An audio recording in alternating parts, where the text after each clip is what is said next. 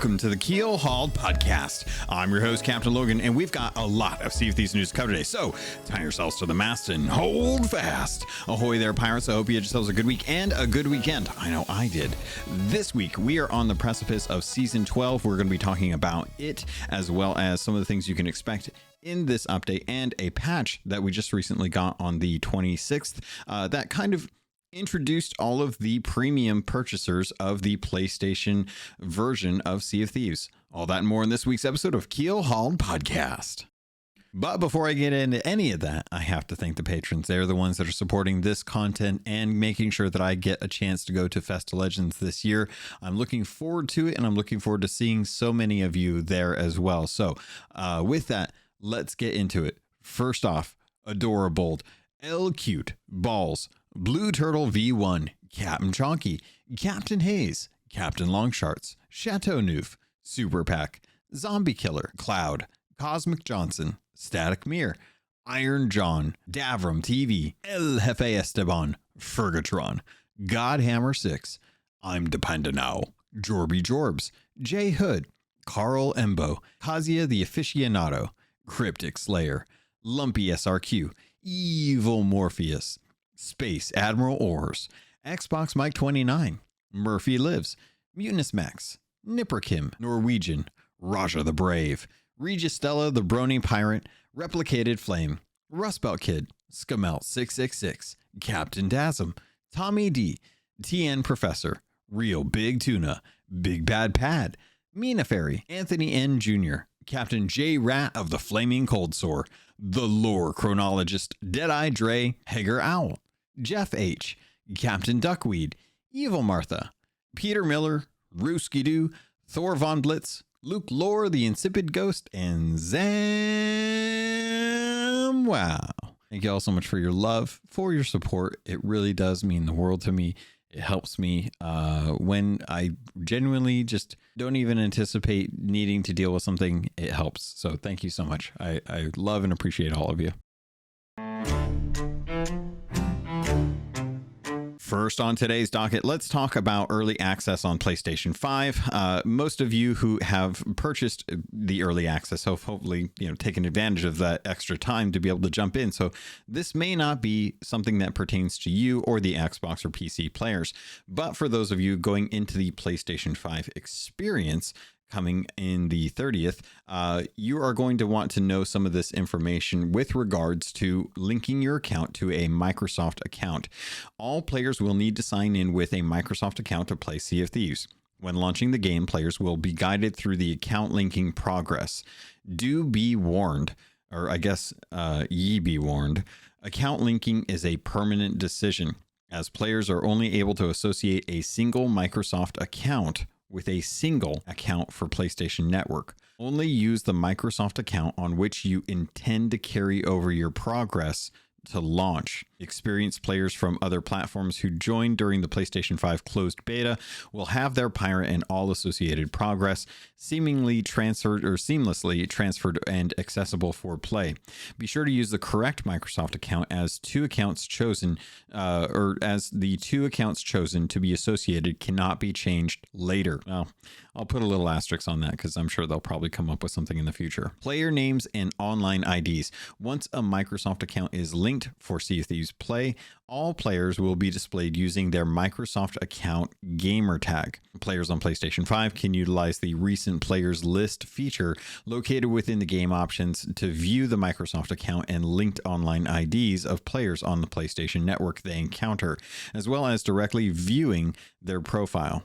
If you're going to be inviting friends into your crew when setting up a crew, players can use the PlayStation 5 game base, which is kind of like our home screen, I guess. It's kind of shortcut to the main features that you need when you hit the Nexus button, which consolidates friends lists from the linked Microsoft account and the account for PlayStation Network into a single location for seamless crew management. You can, let's see, cross-platform play. Yeah. If you're planning on playing cross-platform, that is enabled by default, ensuring that all players joining High Seas will find their home on the waves with other players from all walks of life. Players on PlayStation 5, however, can choose to disable cross-play from matchmaking settings and only matchmake with others on the PlayStation Network. Additionally, you can also set the crossplay features to only go for console with controller as well too, but you will be playing with Xbox players in that case as well as PlayStation players. There is a performance mode on the PlayStation 5. Sea of Thieves does have the optimized mode to run at 4K 60, ensuring that there's parity with the Xbox Series X console players. Players can also achieve the performance mode, which drops the resolution down to 1080p, but allows for that 120 refresh rate if your TV supports that. That's something that you might want to take a look into. I know with PlayStation, as well as like HDR and the frame rates, there are system level settings for those. It's always best to make sure that those are synced up with the game settings, just to make sure that there aren't any weird issues when it comes to the frame rate or the HDR settings or setup for PlayStation 5 players. New players on PlayStation 5 using the HDR supported screen should perform the HDR calibration when playing for the first time. Just navigate to the HDR calibration in the game settings to configure your experience. Additionally, if you're playing on a DualSense wireless controller, you will get that support. There are haptics there. I talked about this in a previous episode where some of it was good, some of it wasn't so good. I don't think that the harpoon is where I'm really happy with it. Same thing with the adaptive triggers. I don't really know why it doesn't quite feel so good with harpoons, but it feels fine for other aspects of the game. So that's kind of nice. The other option there is if you don't have a headset connected, you can always use the built-in microphone to serve as a default device for communication when talking to players in game.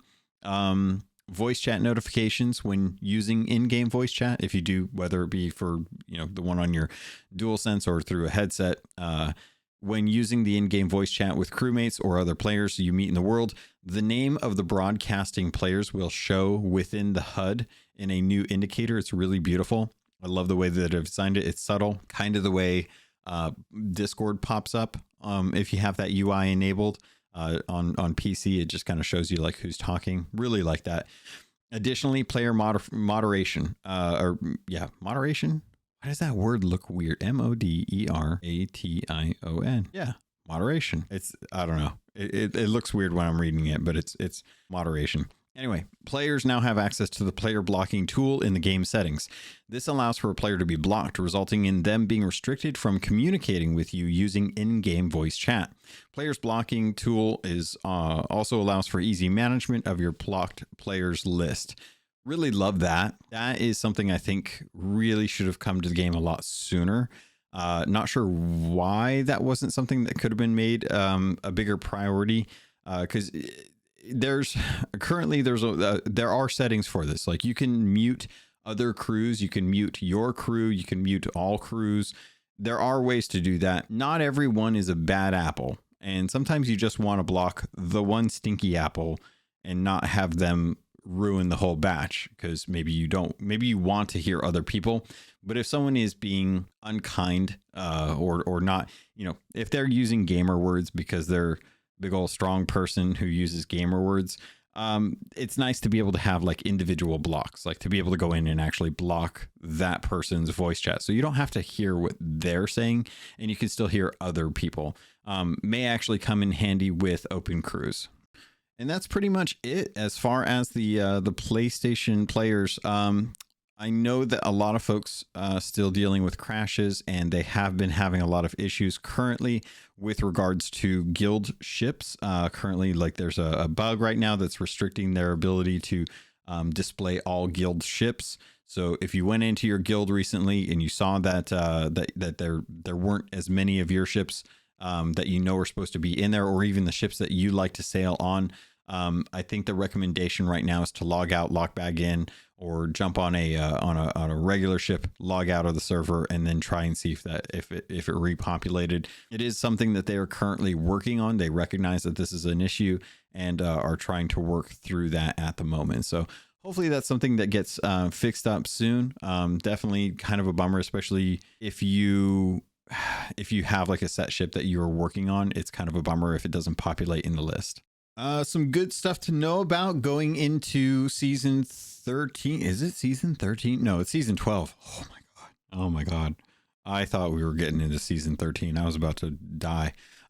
New changes. Fate of Fortune, Chest of Fortune. So PlayStation players, if you don't know what the Chest of Fortune is, it is a very rare chest. It only appears in one place for certain world events. Every season it changes different locations. In this case, it's going back to the Fort of Fortune, which is the big red skull in the sky, if you happen to see that.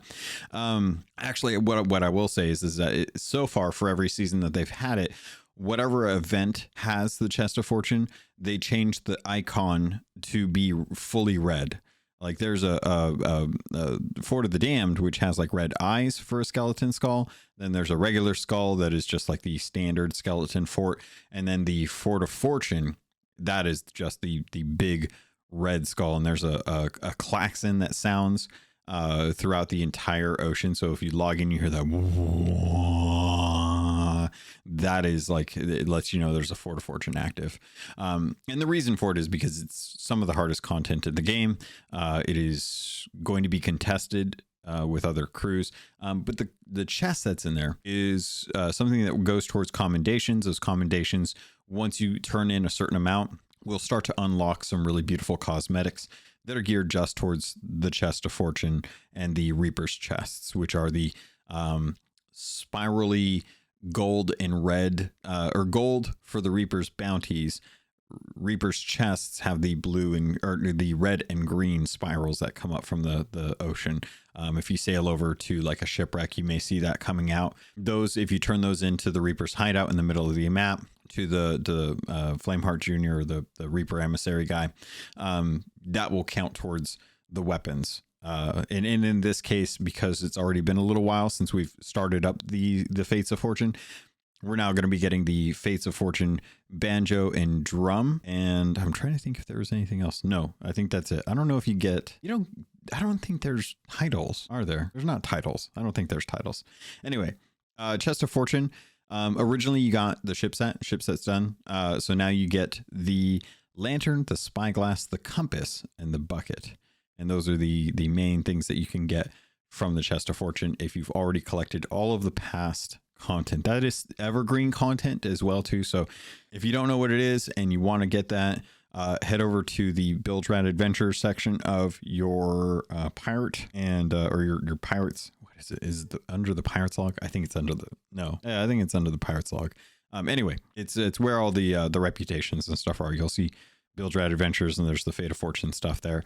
That's where you can get an idea of what those commendations are, how many you need to turn in to start working on that evergreen content.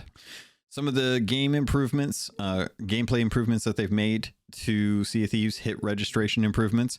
Further improvements have been made to calculate the location of player shots more accurately across the client and server, providing a sizable improvement to hit registration for ranged weapons across a range of combat scenarios. Ship skeletons, ship skeletons, so silly. Skeleton ships and Megalodon encounters. The frequency of emergent skeleton ships and Megalodon encounters has been reduced to match the frequency of encounters prior to Season 11. Animation quality settings. Players have now improved control over the character animation quality within the graphic settings. This will provide a smoother experience. However, higher settings may impact CPU performance.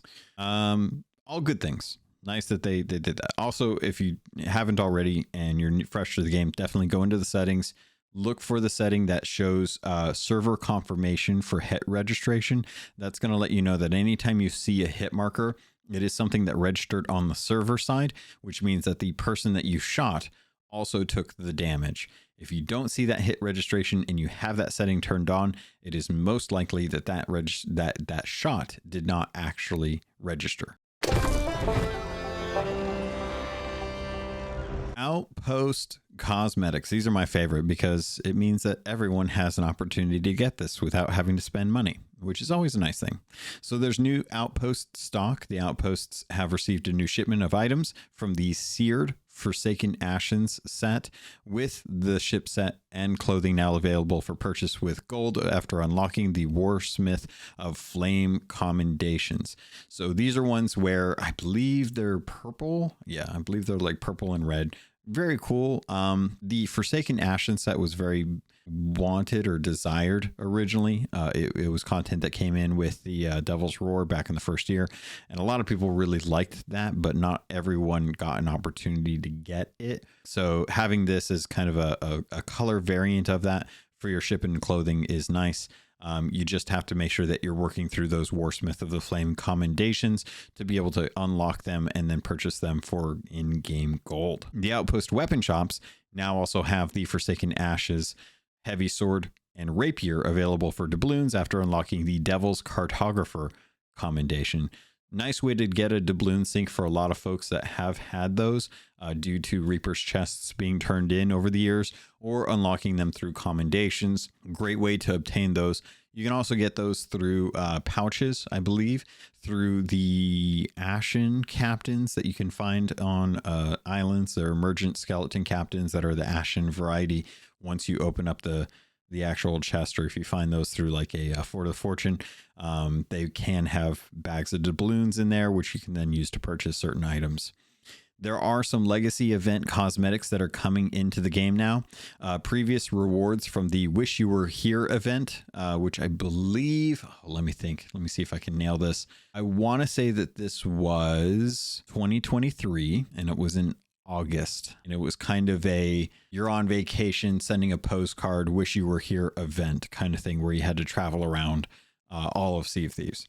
That has now been added to the Outpost shops. The Cartographer tattoo and the refined gold cutlass, spyglass, and speaking trumpet are now available for doubloons as well. Season 5 legacy cosmetics. These cosmetics previously available during Season 5 have arrived in Outpost shops and can now be yours in exchange for doubloons. This is how we're getting our doubloon sinks for all the old salts out there. Players can purchase the Bell Brig clothing set, which is very, very Christmas looking. It's fun. That's what I'll say. It's fun. It's also funny. So I would encourage you, if you don't have these, to go pick them up because they're fun during the holidays to put these on, sail around. Along with a range of unique one-off items that were available during this season, Pirate Legends can also pick up Merrick's Tankard and Grimm's jacket. Nice items, by the way. The time-limited ancient gold items, however, remain exclusive to the players who participated in Season 5. One thing that I will say is Rare is doing a pretty good job in my eyes for trying to give and take a little bit with the past cosmetics. They want to offer gold sinks and opportunity for some stuff that players missed out on to be able to get those, while still trying to have some stuff be time limited and locked so that there's a value and or a perceived value. I'm going to say whether it has value is up to personal preference and what your perspective is. So I'm not going to say, yes, this has value, or no, this doesn't have value, because it's an individual thing. It just depends on how you view that stuff, right? So some of this stuff being time limited and staying as something that you had to be there to be able to earn, I think will help try to sate the folks that find value in time limited cosmetics versus the people that don't care and they have them and don't care if other people get them. Just kind of a nice way to reward people for the experience that they've been, to kind of show off some of the stuff that they've earned over the years that is no longer available. Well, we talked about blocking people. There's updates now that I want to go over, and the first one is going to be Report a Player. The in-game Report a Player tool has now been extended, providing the ability to report players for movement exploits, aiming exploits, and toxic behavior. Originally, you could only really report them for names. Name of the ship, their name, guild name, stuff like that. As with all player reports, these will be referred to the Sea of Thieves support team for investigation and follow-up action. In my experience, I've seen this go one of two ways. Either one, they will pass on the information to the team and they will review it and you will never hear from them again. Or you will hear within 24 to 48 hours of a business day that the person that you reported is has been banned, and it's kind of funny. It's only one of two ways. There's not like deliberation that they have to go back and ask for more evidence, or let you know that they'll keep it on a list that they'll like be watching those people. It's like either nothing happens or they get immediately banned. So I do like and trust that the reports tend to work in a majority of cases. A lot of the times the people that I have reported have actually been banned, and I've been notified of that because it was very clear that they were breaking the terms of service, not just for Sea of Thieves, which there is a terms of service for Sea of Thieves. And then there's also a terms of service for Microsoft. One thing I don't know is if you're a PlayStation player, do the terms of service for Microsoft also apply to the terms of service for PlayStation users? I would err on the caution of, or I would err on the side of yes, because I don't know what the terms of service are for PlayStation players, because I don't really dive into that too much, if that makes sense. Like I don't really keep up with the report or things that can get you banned on PlayStation, because I genuinely don't really play multiplayer games on PlayStation. I typically, that's where my exclusive single player content is. So forgive me on that one. The Pirate Emporium quick menu. The Pirate Emporium can now be accessed via the quick menu, allowing pirates to browse the Emporium at any time. They want your money. Please be cautious. Premium and Pirate Emporium local currency purchasing. When with shopping improvements in the works for the Pirate Emporium, this update removes a lesser used feature that provided players with the ability to make purchases within the Pirate Emporium directly using local currency. I guess that wasn't something, I guess them not using it was, probably only about 2% of the population using it. So might as well nix it. It's a trend. Port Merrick front end menu. Wow.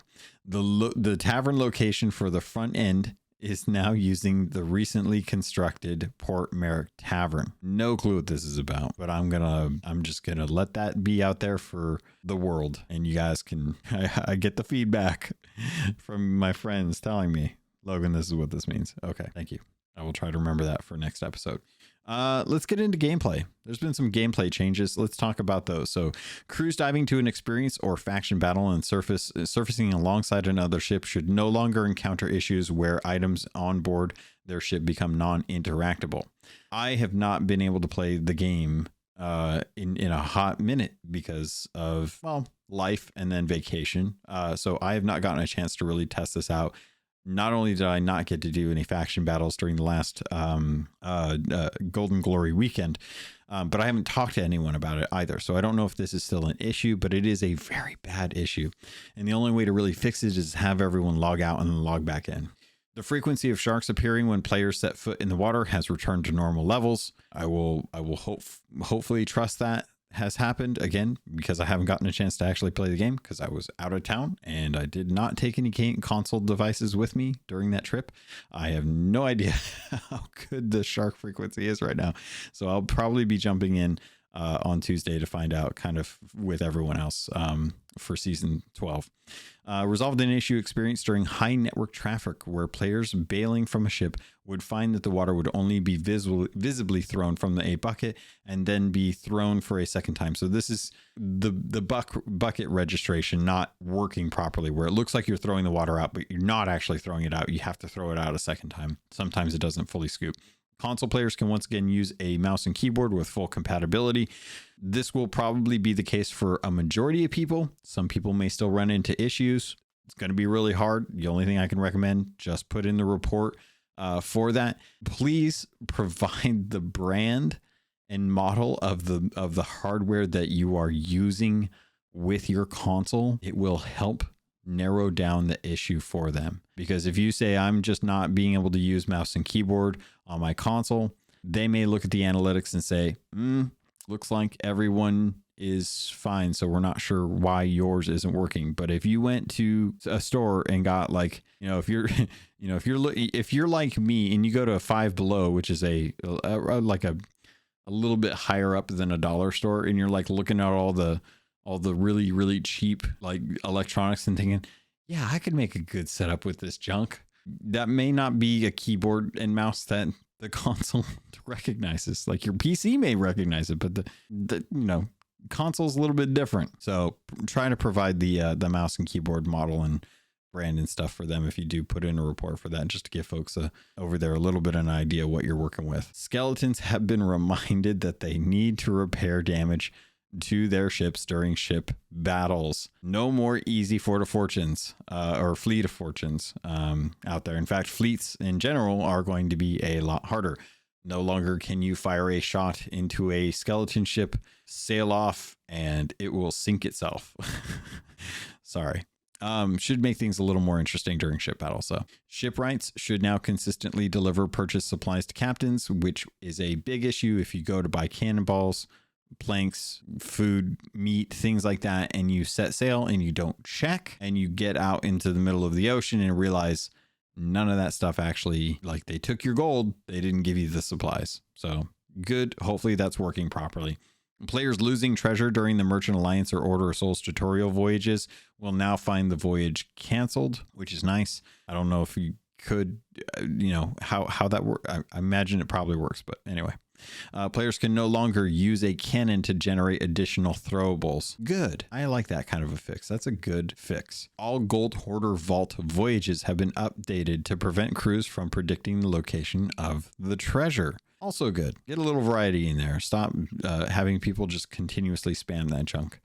Players will no longer find treasure from a siren shrine reappearing after leaving and returning to a cleared area. Selling gold hoarders or selling gold hoarder artifacts. I don't know why they wrote it this way. Maybe this makes sense to you.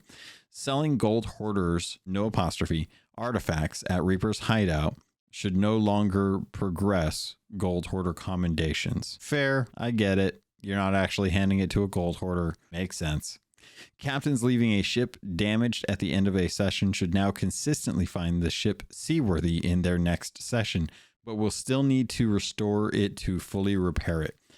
I'm still with Caleb on this. I think that your ship should start out, you should start out with a fresh ship and let it be a toggle in the settings that if you want the damage to persist beyond the actual game session, that you can turn that on.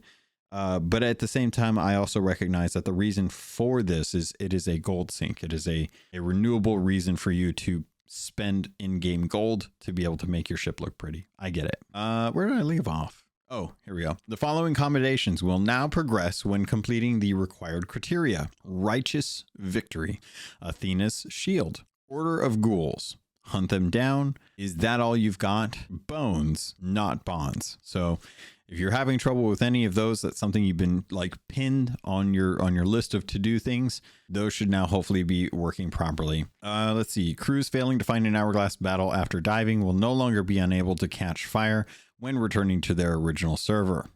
Resource crates placed on a docked rowboat should now still be visible and accessible after leaving the tunnels of the damned. Thank you. Let's see. That was pretty much it as far as like gameplay or like fixed issues with gameplay. There are some stability things that they did for performance and stability. Players should now find in-game voice chat works consistently when playing across platforms and regions. Thank you. Resolved a prevalent client crash affecting Xbox consoles following the upgrade to the GDK. Thank you. Improvements made to shop purchasing when under heavy load. Reduce scenarios where players may become stuck counting coins. Thank you. Players should no longer become stuck while waiting while attempting to purchase a trade company promotion. Thank you. Players returning through the tunnels of the damned following a tall tale should no longer experience a hazelnut beard error. Thank you. Further improvements made to a game stability to reduce scenarios where players experience an unexpected exit from the game or become disconnected from their session. I gotta trust that this is working properly. I haven't really seen too many people talk about this in the Discord, but also at the same time, I have not really had a good opportunity to be trolling the Discord like I usually do. So hopefully that's working, because crashes and disconnects, getting stuck on stuff and not being able to talk to people have been some of the most frustrating aspects of the game currently, compared to anything else that's going on. Like genuinely, like it would probably, people would probably be more inclined to deal with like toxic behavior in the game than dealing with the crashes, because at least they'd be able to play with the people that are being toxic and like kill them and like sink their ship and get that satisfaction. There's no satisfaction when you have to reboot the game. So hopefully that's all working well. I really hope so. Let's see. There's a little bit here on anti-cheat as well too. I figured I'd cover. Players on Steam should no longer encounter the error that easy anti-cheat is not installed when installing from the Steam store. Thank you. Improvements made to anti-cheat detection, reducing the frequency of players encountering a hazelnut error. Improvements made to anti-cheat detection to further protect from external access, effectively allowing them to be able to prevent people from getting into the game and changing stuff.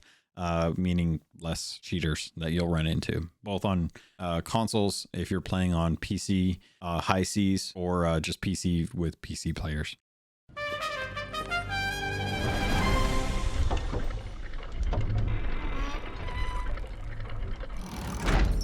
There are some other changes, none that I can really say are like important. I would say like the accessibility one here, probably good to know. Players on Xbox using the quote, "let games read to me" will find the virtual keyboard is now narrated. Love that.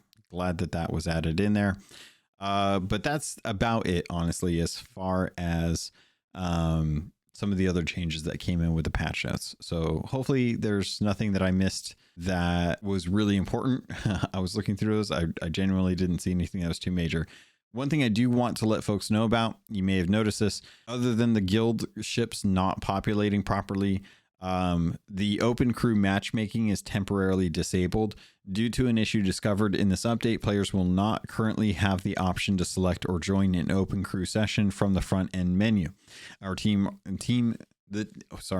team are working to resolve this issue and restore open crew matchmaking as part of our full season 12 update on April 30th. 2 days, or at least as I'm recording this. So hopefully that is something that gets fixed. Although I'm sure if you talk to a lot of old salts out there, they would probably say, no, that's fine. That's probably a good thing. Don't subject people to open crew. Go to a Discord, go to party chat, find a friend. Don't do open crew. It's funny because I actually went on tonight to jump into Sea of Thieves on my PlayStation, and I forgot that I didn't buy the premium version. So I was like, why does it say I still have like a day and some hours left before I can play this? That doesn't make any sense. And then I realized, oh, it's because I didn't need the cosmetics, so I don't get the early access. But I hope that the PlayStation players have been having fun out there. I did see, oh gosh, who was it? There was a content creator out there who put out a pretty cool like artwork. Beard Berserk, that's what it was.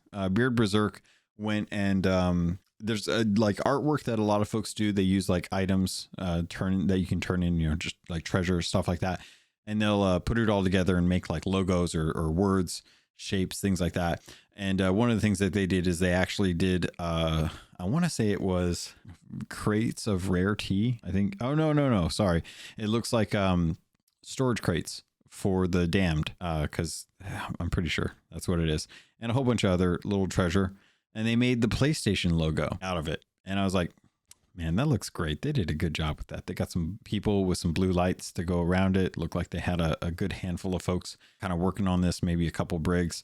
And really just so cool to see, like some of the best stuff. But they did a PlayStation logo, they did the X, and then they did the Reaper's Mark. And it was really, really nice to see folks kind of having fun doing some of the artwork that they did in game, hauling treasure from different places to try and keep it all in one spot and not lose it after hours and hours and hours of work. Usually it takes quite a long time to be able to do that. So it's really cool to see like when it's all said and done, like how it looks. So kudos to them for being able to get that done. All right. I think it's time to kind of talk about some of the stuff that is going to be coming with season 13. Obviously next week we'll probably be diving into the patch notes for that.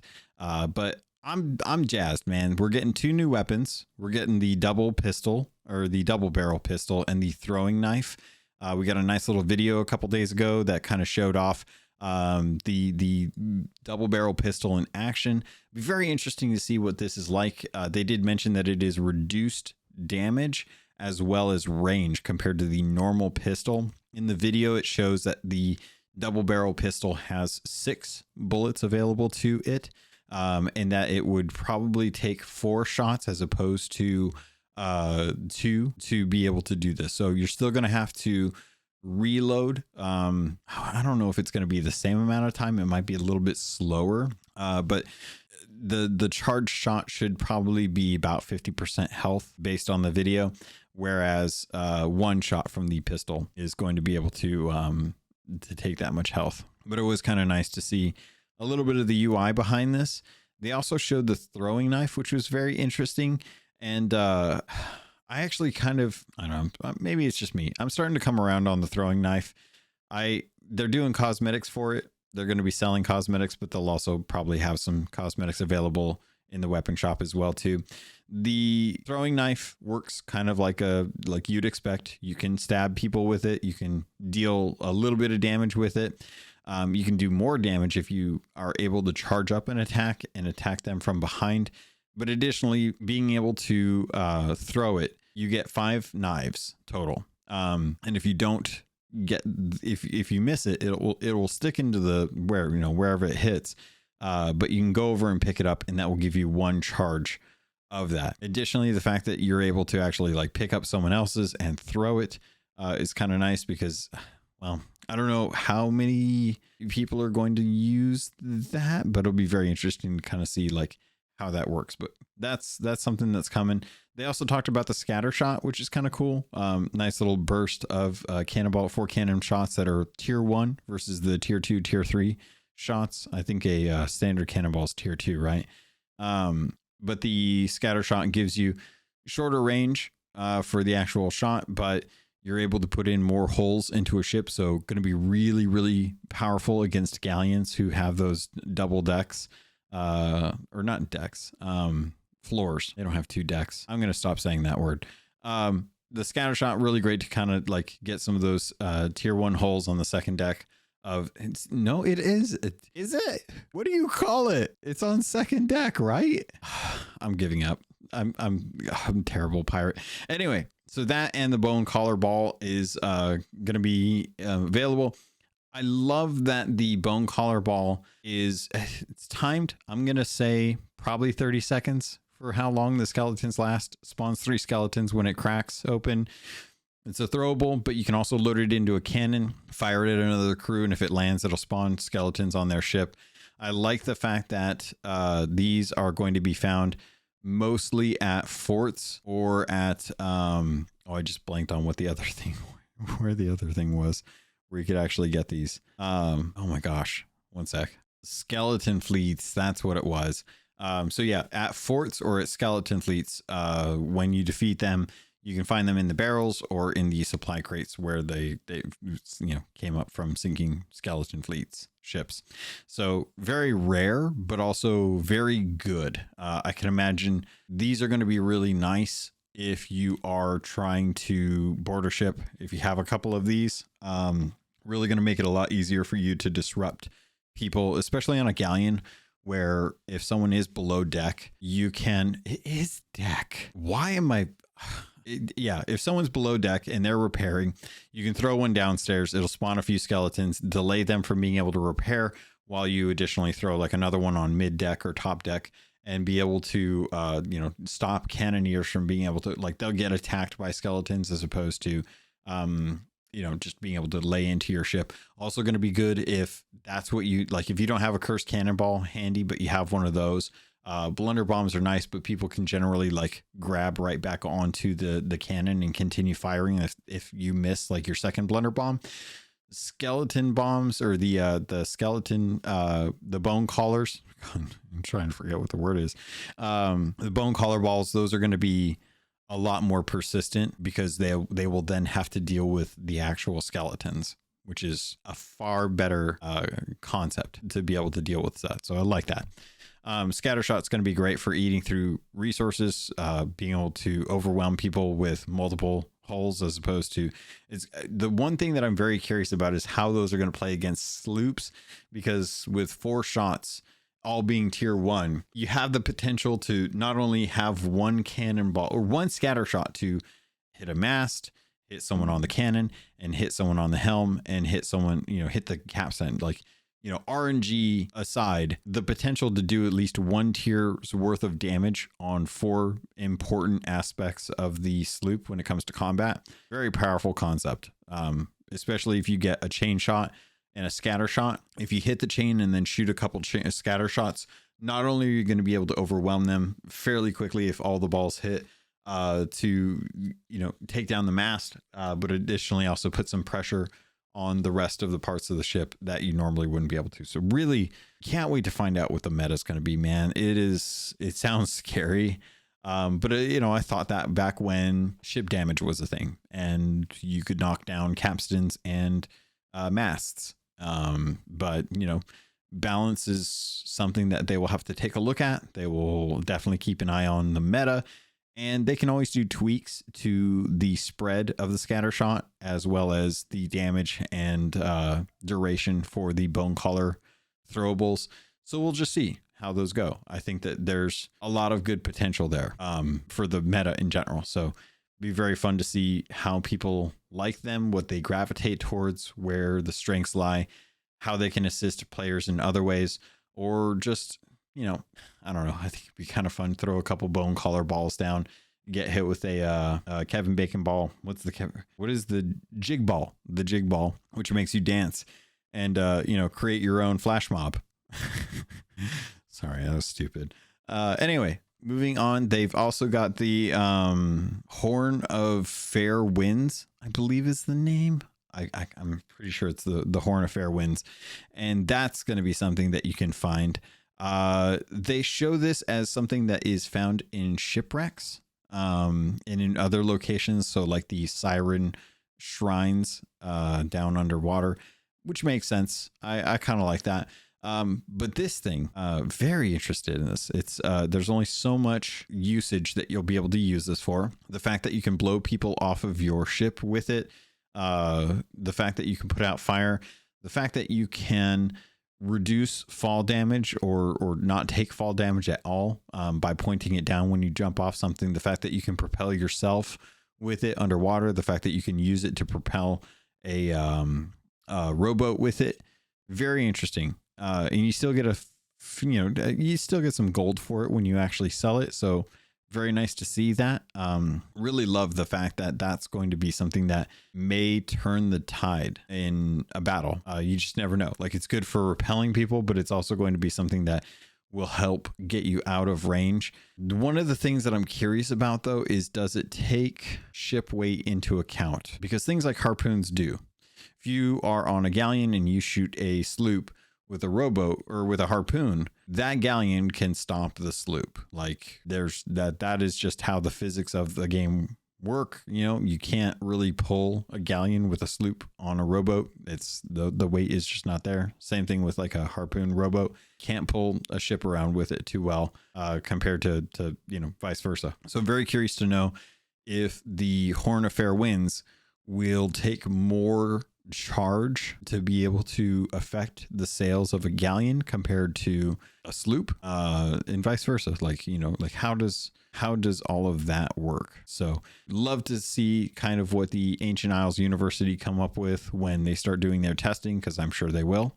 But very interested to see kind of like what that's going to look like. I'm sure Fuzzy Bond will be out there doing some Sea of Science as well too. So looking forward to any videos that they do, kind of showing some of the differences, see if they can get people to actually like get some side-by-side comparisons for sailing and just how much faster it is.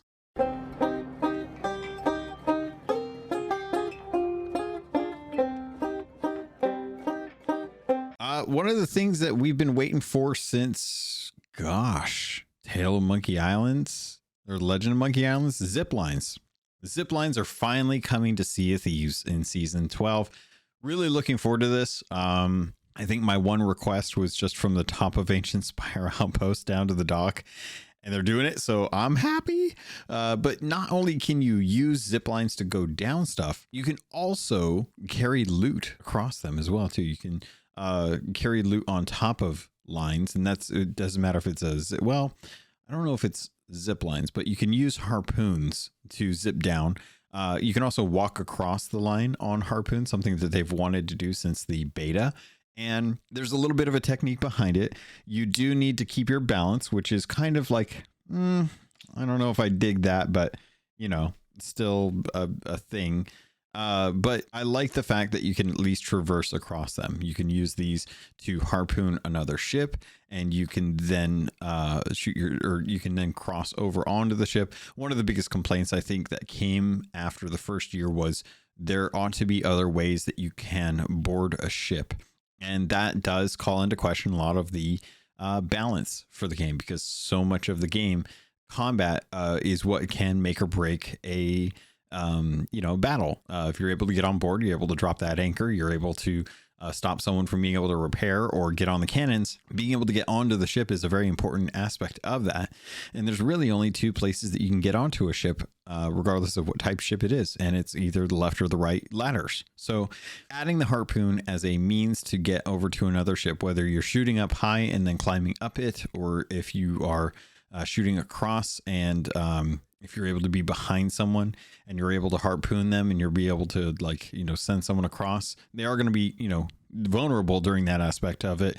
But the fact that that's even an option now is really interesting. It's going to be very interesting to see how this all works. Whether it's something that's utilized very much, if the balancing is too difficult, how that works for something like mouse and keyboard, where at least with like a controller, there's a dead zone and then there's a maximum, and you can kind of feather around that area.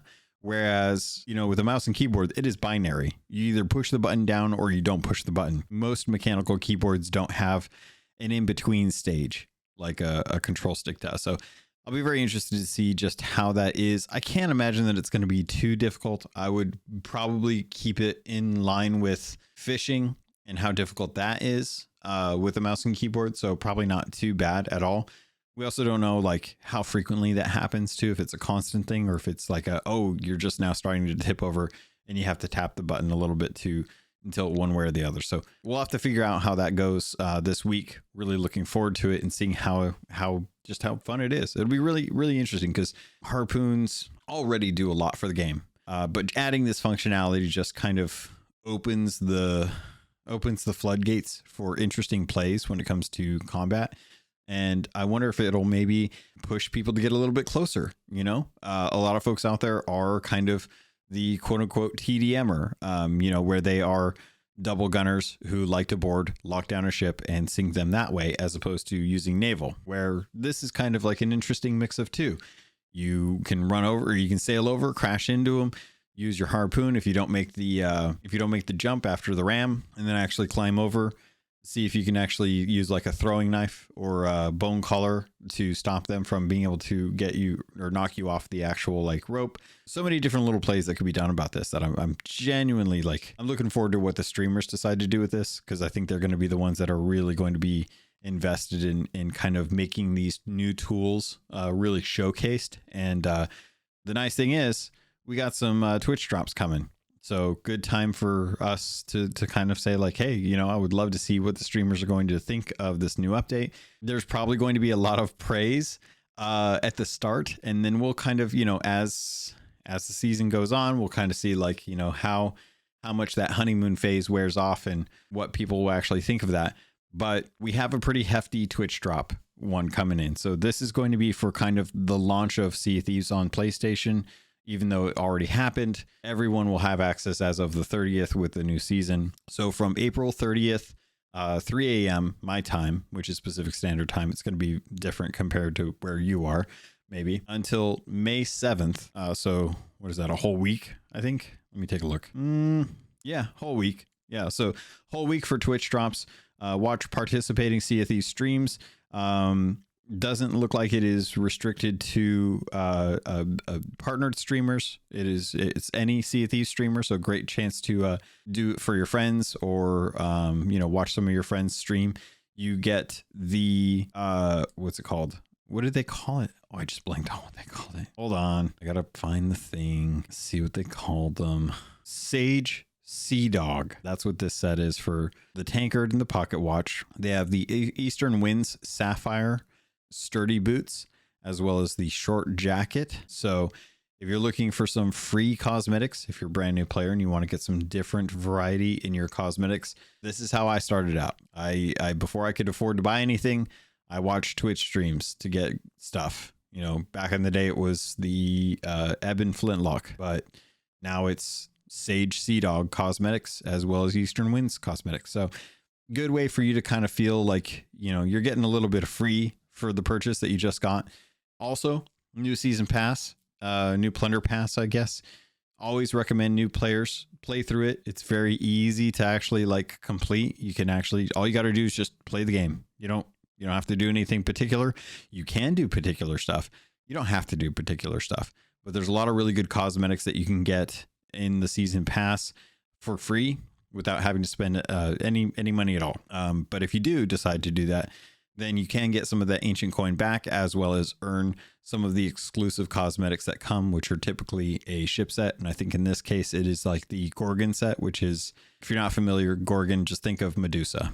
Medusa was a Gorgon as far as I know.